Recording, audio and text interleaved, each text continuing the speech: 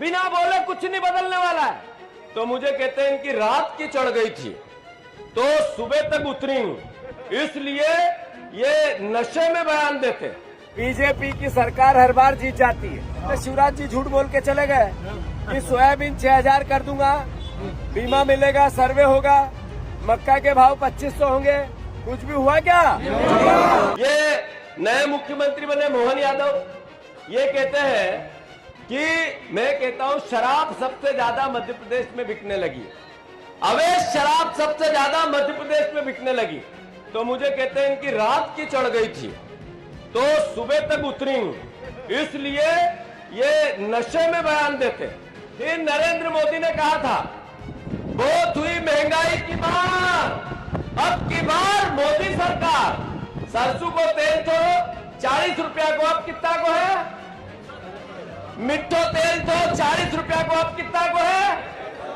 शक्कर थी 20 रुपया की, अब कितना की है? अरे चांदी थी 3000 की, अब कितना की है? खाद क्या मिला? खाद तो 100 रुपया की यूरिया, अब कितना की है? और यूरिया मिल रही है कहीं? अरे यूरिया मिल रहा है क्या? दोषी कौन है?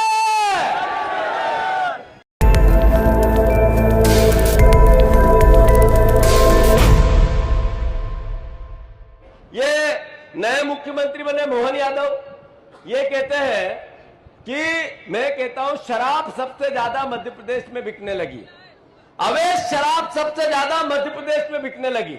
तो मुझे कहते हैं इनकी रात की चढ़ गई थी तो सुबह तक उतरी हूं, इसलिए ये नशे में बयान देते। अच्छा, यह थांदला से अवैध शराब गुजरात जाए कि नहीं जाए? अरे बोल के बताओ, जाए कि नहीं जाए?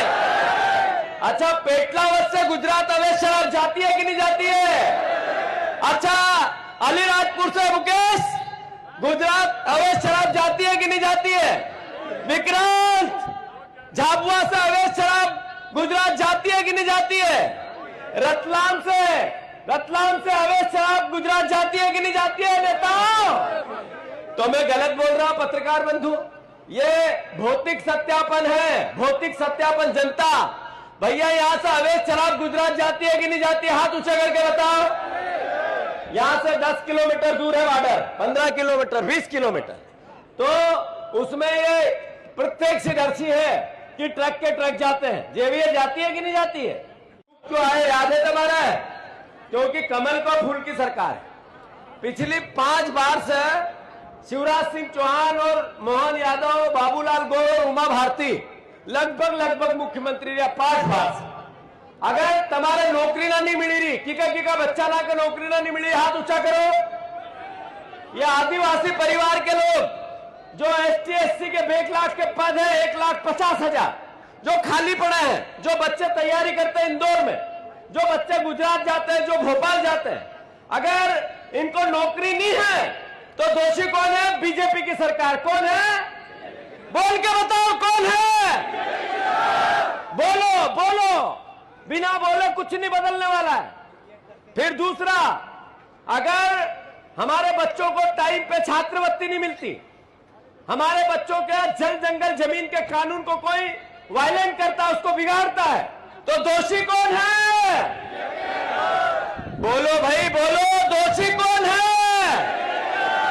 अगर सोयाबीन नहीं पकी, सोयाबीन का मक्का नहीं पकी, बोनी बिगड़ गई, सर्वे नहीं हुआ, तो दोषी कौन है? अगर बीमे की राशि नहीं मिल रही, बीमा कटता है, तो दोषी कौन है? अभी शिवराज सिंह जी ने कहा था, बहना चिंता मत करना, मेरे पास 1000 है, फिर जब चुनाव हो जाएंगे तो 3000 दूंगा। अब 1200 मिल रहा है, बच्चे वो भी नहीं मिल रहे हैं, केवल छोटी बहुओं को मिल रहे हैं, सासुओं को नहीं मिल रहे। तो दोषी कौन है? अच्छा, फिर नरेंद्र मोदी ने कहा था बहुत हुई महंगाई की मार, अब की बार मोदी सरकार। सरसों को तेल तो 40 रुपया को, अब कितना को है? मिट्टो तेल तो 40 रुपया को, अब कितना को है? शक्कर थी 20 रुपया की, अब कितना की है? अरे चांदी थी 3000 की, अब कितना की है? और खाद क्या मिला? खाद तो 100 रुपया की यूरिया, अब कितना की है? और यूरिया मिल रही है कहीं? अरे यूरिया मिल रहा है क्या? दोषी कौन है? बीजेपी की सरकार हर बार जीत जाती है, झूठ बोल के जीत जाती है। कभी कोई झूठ बोलते, कभी कोई झूठ बोलते। पहले शिवराज जी झूठ बोल के चले गए कि सोयाबीन 6000 कर दूंगा, बीमा मिलेगा, सर्वे होगा, मक्का के भाव 2500 होंगे। कुछ भी हुआ क्या? तीसरी बार, चौथी बार, पांचवी बार सरकार बना ली। अब तो एक भी वोट जो बीजेपी को थे, बच्चों के पेट पे लात मारेगा। सही है कि गलत? जो बीजेपी के नेता, ये पेटलावद में इतना बड़ा कांड हुआ था वो ब्लास्ट का, के गए थे शिवराज, नौकरी दे दूंगा, मुआवजा 1-1 करोड़ दूंगा। एक आध को मिला? एक आध को नौकरी मिली? इतने लोग मर गए थे ब्लास्ट में, वो बीजेपी के नेता के एक को भी नौकरी मिली क्या? तो ये बीजेपी वालों का काम क्या है? सिर्फ झूठ बोलना। क्या काम है? अभी जो कैलाश विजयवर्गीय का नाम सुना तुम लोगों ने?